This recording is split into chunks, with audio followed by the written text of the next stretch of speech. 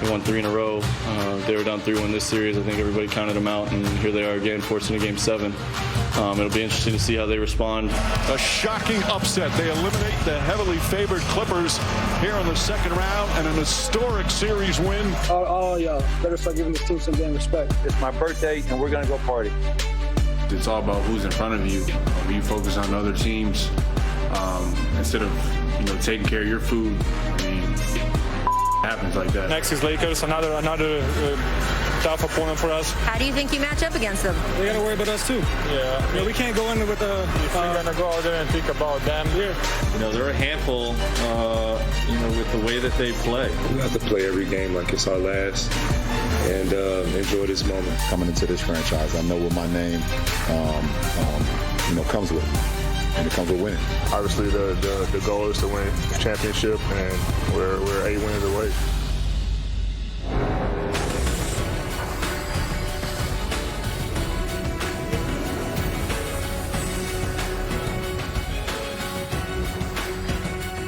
Hello and welcome to a Western Conference Finals preview edition of Access Sportsnet Lakers. I'm your host, Allie Clifton. Joining me is our Lakers insider, Mike Bresnahan, and reporting live from the bubble still. From the OC Register, Kyle Goon. Hello. What's this? Are you miming for us? Get me out! Oh, that's what that is. How long have you been there, Kyle? 2 months? This is the good part. This is the stuff we've been waiting for. So I actually am pretty excited to see this Western Conference Finals kicking off tomorrow. Let's get it on. And let's get it done. Let's get out in 8. I agree. Let's get this edition of Access started with a look at the West Finals schedule. It all tips off on Friday, 6 p.m. Game 2 you see Sunday. Game 3 Tuesday. Every other day as it's been here in the postseason so far. Game 5, 6, and 7 if necessary.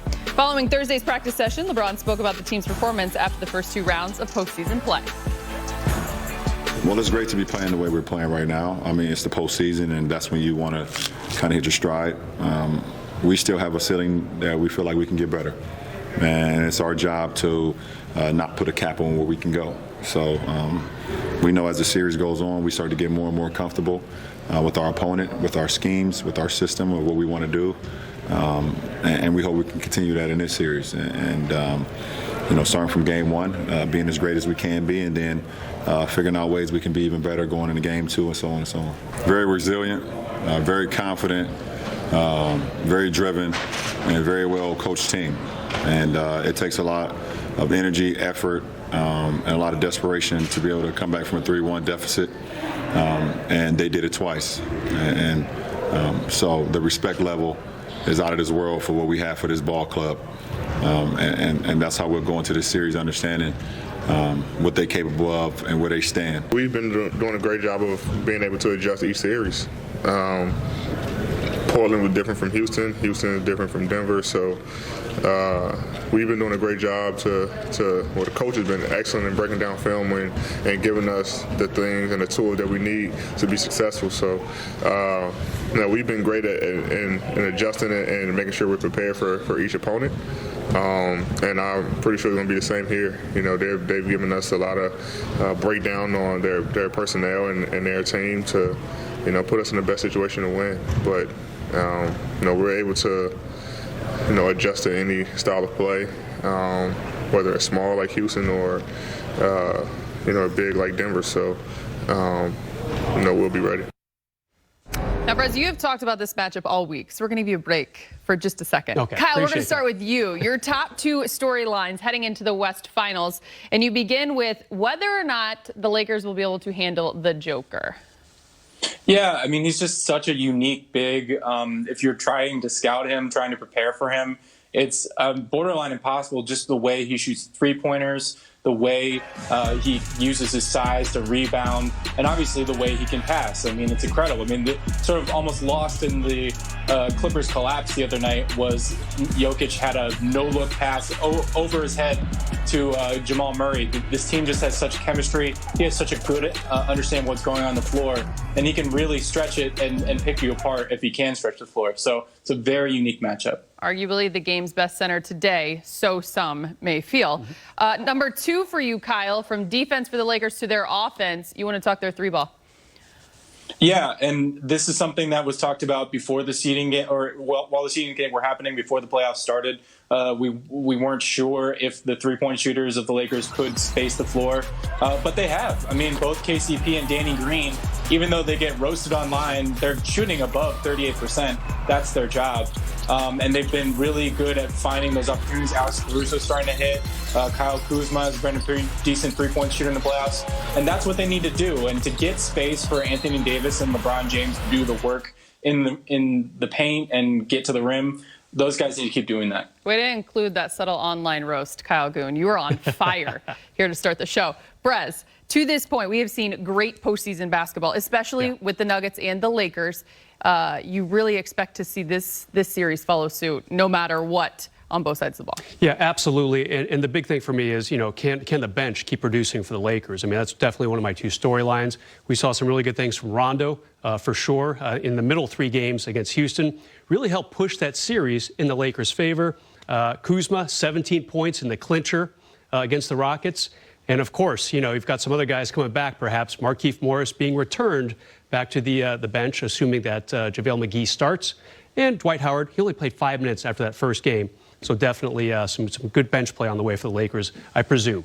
Kyle, I know you just talked about your top two storylines, but what has you most excited for this matchup in itself? Yeah, I mean, I think the Nuggets have just been a team with a lot of heart. And the way they've come back in two different series. I mean, a couple weeks ago, I couldn't have told you for sure that the Nuggets were a better team than the Utah Jazz and how that's changed. I mean, part of it is they've gotten healthy, they've gotten unified. This is a team that really struggled with COVID.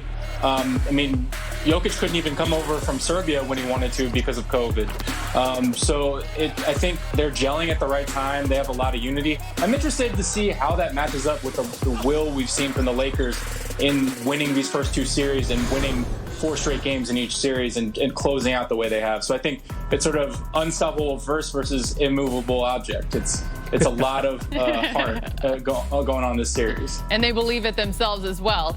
Perez, I want to get your thoughts because you just mentioned his name, and we've talked a lot about him, and rightfully so. We call him Playoff Rondo. Yeah. But he's listed as questionable due to those back spasms. Yeah. What are we feeling? Here they are again. I mean, they kind of cropped up on him when he was trying to come back after that 6-week layoff almost because of that broken thumb. All of a sudden, he was walking around the court like he was 74 years old, just really ginger. And he's old in NBA standards. He's 34, of course, but they definitely need him to get over these back ailments. He missed, I believe, 2 games towards the end of that first round because of the back issues, and they definitely want him out there. He looked really spry. And the thing I keep harping on was he averaged 9 assists in games 2, 3, and 4. If you combine them and add them up and everything, they needed those points. He was really setting up his teammates, looked really good on not just the second unit, but also some pretty prime time run with that first unit. Again, Rajon Rondo listed as questionable with those back spasms. You hope he can go, but if not, he's got a couple of great teammates on his side. In case you missed it, the NBA announced they're all NBA teams on Wednesday, and both LeBron and AD were first team selections. And with his latest all-NBA selection, LeBron now has the league record with 16, passing some of the greats of the game. You see it right there. Lakers legends Kobe and Kareem Abdul-Jabbar, along with Spurs big man Tim Duncan. Now for more, LeBron spoke about his latest career milestone, which he also acknowledged earlier in the day with an Instagram post. I just, like I said in my post, when I posted about it, I said I'm truly blessed, kind of at a loss for words. I've been fortunate enough to be able to